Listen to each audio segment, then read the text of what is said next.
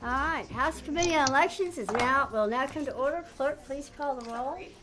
Chair Laubenberg, Here. Vice Chair Goldman, Representative Reynolds, Representative Pat Fallon, Here. Representative Israel, Here. Representative Dave Phelan, Here. Representative Schofield. Long night. All right, a quorum is present, and we are going to move this one. We have two bills. We also have two Senate bills that have House companions that we will vote out tonight if somebody gets them down here for me. But we're going to go ahead and start. Chair lays out Senate Bill 431 by Senator Seliger being carried by Representative Phelan. Chair recognizes Representative Phelan. All right. Thank you, Madam Chair. Real briefly, it's a cleanup bill. In 2011, Senate Bill 100 was passed to bring Texas into compliance with the Federal Military and Overseas Voter Empowerment Act, the MOVE Act. That bill contained a provision to move the filing deadline for a place on the primary election ballot from January 2nd to the second Monday in December. The due date for a candidate's personal financial statement is statutorily tied to the primary filing deadline. Specifically, it's 40 days after the primary filing deadline. In 2014, this meant that a candidate's personal financial statements were due January 21st, well before the tax information is generally available. The goal of this is to amend the statute to move the date of the personal financial statement to 60 days after the filing deadline of February 12th. February 12th corresponds to the 40-day time frame a candidate has to file a financial statement prior to the change in the primary filing deadline. This change allows candidates a reasonable amount of time to receive all end-of-year tax information necessary to complete their personal financial statements. Okay, good. Cleanup bill, election date for the filing report. It effectively just moves it back 20 days. Right. Yes, ma'am. Any questions, members? Okay. Let's see. Chair calls. Oh, wait, we don't have any that want to testify publicly, do we? So, is there anyone? We've got some that have signed up in favor of the bill but do not wish to testify. Is there anyone who wishes to speak for, against, or on Senate Bill 431? Seeing none, Chair recognizes Representative Phelan to close. I close. Thank you. Okay, perfect. All right. Chair lays out Senate Bill 1779 and recognizes, oh my gosh, the new member. And you're going to have to tell me your name. Minhanis? Oh gosh, it's going to take me forever. No, you're fine. I'm so sorry. That's worse than Laubenberg. Welcome. Thank you. Good evening, Madam Chair and members. I would like to take up and consider Senate Bill 1779, which relates to the order of candidate names on a runoff expedited election ballot. This bill allows elections administrators more time to properly conduct an expedited special election by carrying over the relative ballot order position established in the expedited special election to any runoff election that may be necessary during the expedited special election. The election code provides for an expedited election if a vacancy occurs during a regular legislative session or during the 60 days prior to any legislative session. If a runoff is necessary for the expedited election, the runoff must be held between the 12th and 25th day after election is ordered. As you can imagine, elections administrators face enormous pressure during an expedited special election to ensure that the election is conducted properly. If a runoff is necessary, an elections administrator or county clerk could have as little as 11 days to prepare for a runoff election. Currently, the Elections Code, Section 52.094, requires at least 24 hours notice before a ballot drawing can occur for a runoff election. The ballots cannot be printed and voting machines cannot be prepared until the ballot drawing is complete. Senate Bill 1779 would eliminate the need for a second ballot drawing be only for expedited elections. This bill would not affect a regularly scheduled election.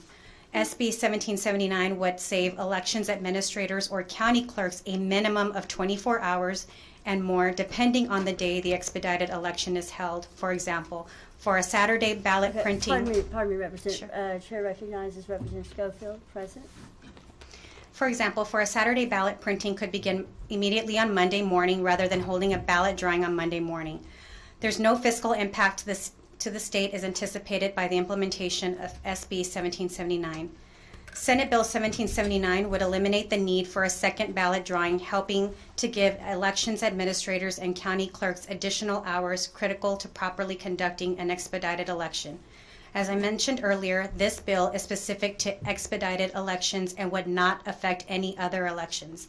I hope you will consider the benefits of this bill to our hardworking elected officials, and I would be happy to answer any questions. Thank you. Members, Rep. Schofield.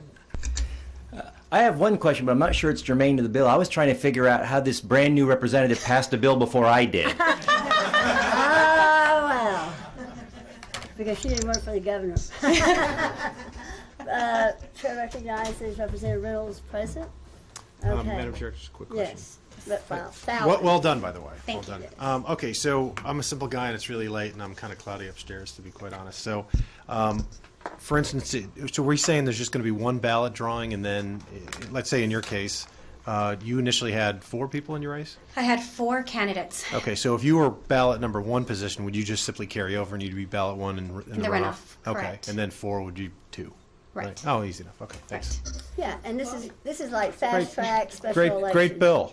Thank you. All right, easy. I believe we Okay. may have a witness possibly I that hope not. I'm not sure if he's That will- testified, but You I wanna reserve save the the right. bill? I You wanna reserve save the bill? Right.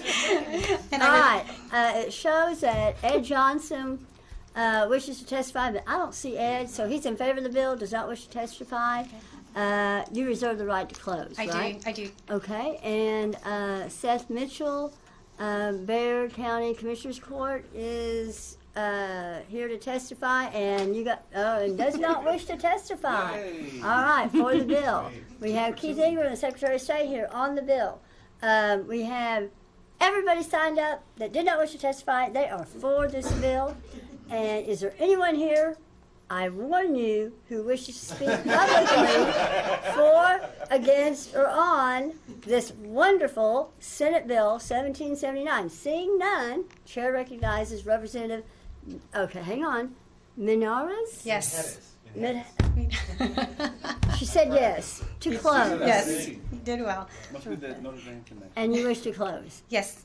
And if you just say I close, I we're close. good. All right, we're good. Thank you.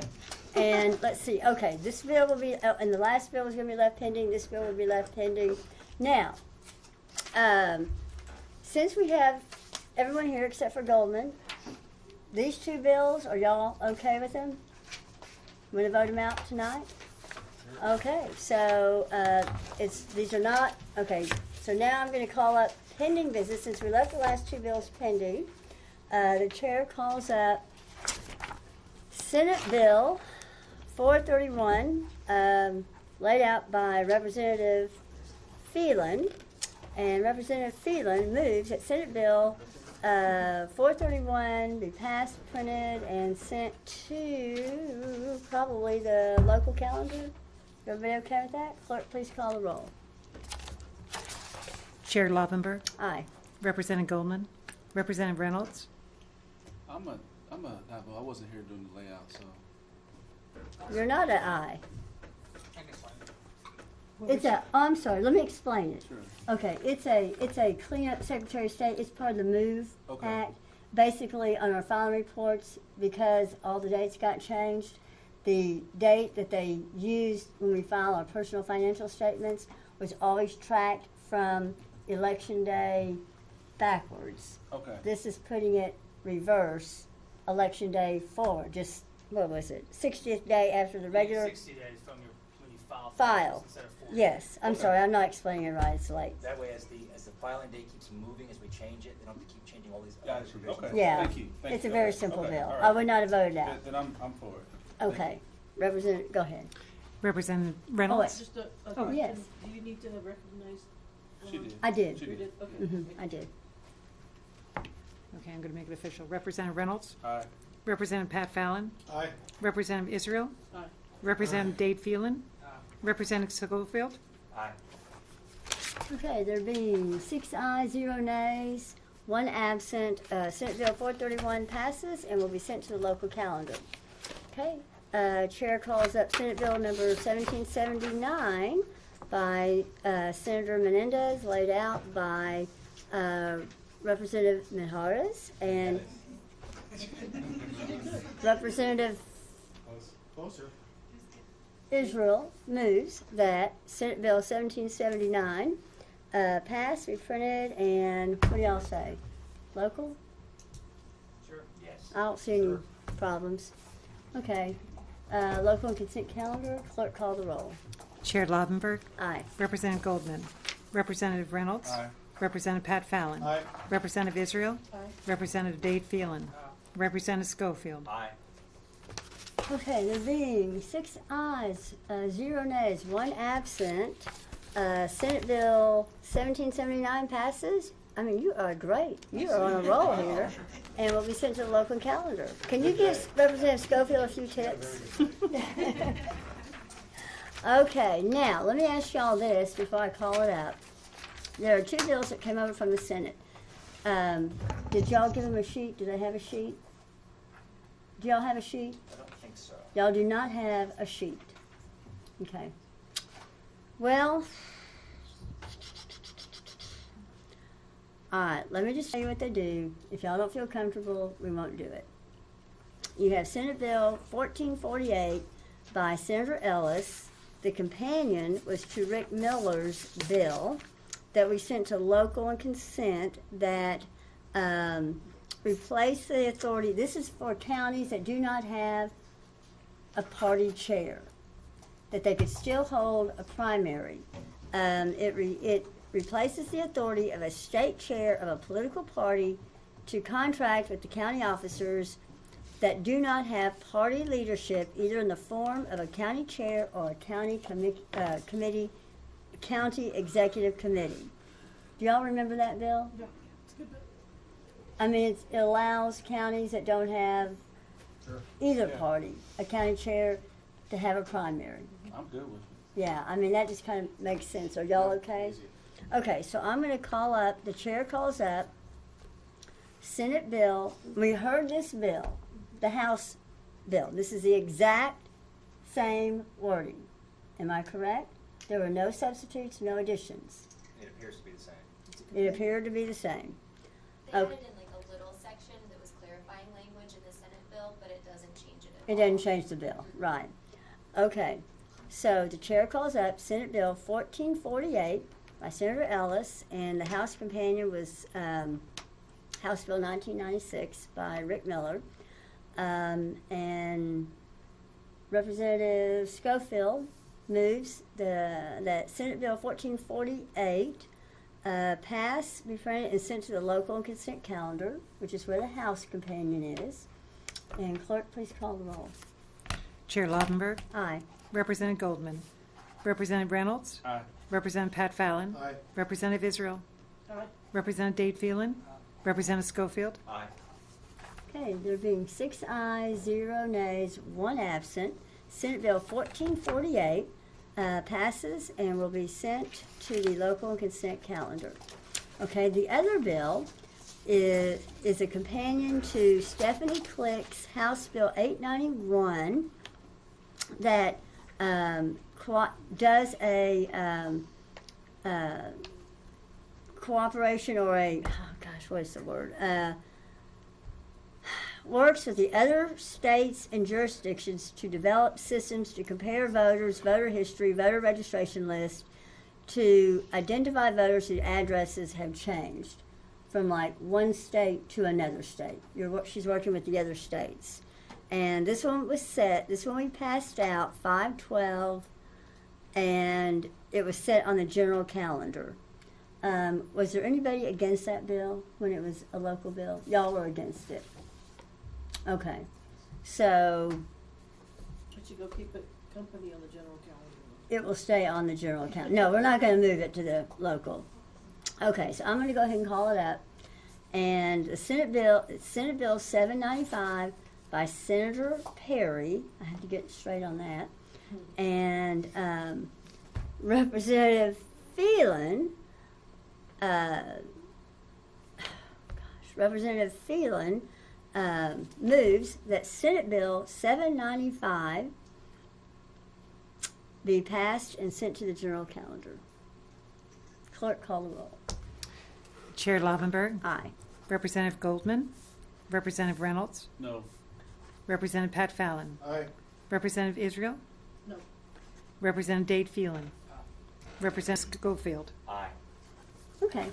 There being 4 ayes, 2 nays, and one absent, Senate Bill 795 passes and will be sent to the general calendar. Thank you. I got Fallon. I'm messing up on my name, so. Get out of here. Okay. There being no other business. Madam Chair, can I that- ask a question? Yes. There was, what about, I thought we had one more Senate We bill. did, Senate and three? the substitute, Oh, okay. the Senate bill was very different than the Okay, House gotcha. bill. House And, Bill 3110. yeah, and I need to look at Gotcha, it to okay. see what's going on, because I didn't understand it. Okay, thank So we will do that. That Okay. was a confusion. Okay, So thank you. you're absolutely right. There being no other business, the Committee on Elections is now adjourned, subject to the call of the chair. Okay.